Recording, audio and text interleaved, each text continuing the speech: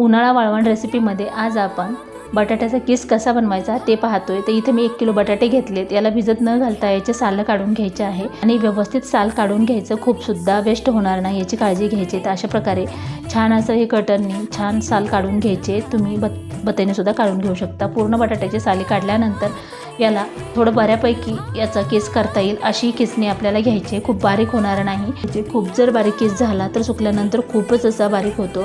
तुम्ही हा किस उपवासासाठी म्हणजे कुठल्या नायलॉन चिवड्यात किंवा याचा चिवडासुद्धा बनवून खाऊ शकता। आता हे 2-4 पाण्याने स्वच्छ किस धुवून घेतला आहे, त्याचं पूर्ण स्टार्च निघलेला आहे आणि असं प्लेन पाणी याचं झालेलं आहे। तर आता हे किस आपण उकडून घेणार आहोत, याला भिजत वगैरे खूप वेळ ठेवायचं नाही। तर हे बघा अशा प्रकारे व्हायला पाहिजे, खूप पण बारीक किस करायचं नाही। आता तुरटीचा खडा घेतलेला आहे, खूप जास्त सुद्धा तुरटीचा वापर करायचा नाही, नाहीतर त्याची नॅचरली चव किसची लागत नाही। तर ही अगदी थोडासा खडा टाकून घ्यायचा आहे आपल्याला। आता गरम पाणी करायला ठेवलं होतं मी, साधारण 1 ते 2 लिटर मोठ्या पातेल्यामध्ये ठेवायचं आहे, म्हणजे किस याच्यामध्ये बुडेल।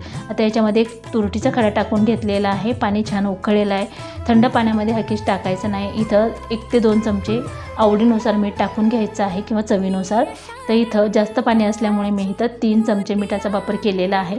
आता गॅसची फ्लेम हाय ठेवायची आणि हा किस या पाण्यात टाकून घ्यायचा आहे। फक्त आपल्याला इथं ना 4 मिनिटासाठीच हा किस पाण्यात हाय फ्लेमवर उकळून घ्यायचा आहे। जास्त वेळ जर ठेवला ना तर ते खूपच चिकदा होईल आणि ते व्यवस्थित होणार नाही। सतत त्याला ढवळून घ्यायचं आहे आणि टायमर लावून हे किस आपल्याला उकळून घ्यायचं आहे। तर 4 मिनिट झालेली आहेत, साधारण 3 मिनिटात जरी काढून घेतला तरीही चालतो। तर हे एखाद्या गाळणीवर टाकायचं, याच्यावर थंड पाणी बिलकुल वापरायचं नाही, का तर याला मीठ लागलेलं सर्व निघून जाईल आणि हा जो किस्सा आहे ते फिक्का होईल। आता हे चाळणीतलं काढून परत ह्या प्लेटमध्ये टाकून घेतले, थोडंसं हलवून घ्यायचं आणि लगेचच वरती एखाद्या प्लॅस्टिकच्या पन्नीवर आपल्याला हे टाकून घ्यायचं आहे। कपड्यावर वगैरे टाकायचं नाही, चिकटून राहतं, प्लॅस्टिकच्या पन्नीवर पटकन निघला जातो।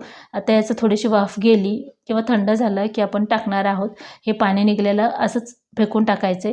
तर इथे मी प्लॅस्टिकची पन्नी अंथरून घेतले, त्याच्यावर हा किस पातळ टाकून घेतला आहे। सुकल्यानंतर बघू शकता अगदी पांढरा शुभ्र आणि मस्त हा किस झालेला आहे। तळून पाहूयात। तेल मिडियम गॅसवर छान गरम करून घेतलं आहे, खूप कडकडीत गरम करायचं नाही, नाहीतर किस जे आहे ती पांढरा शुभ्र होणार नाही।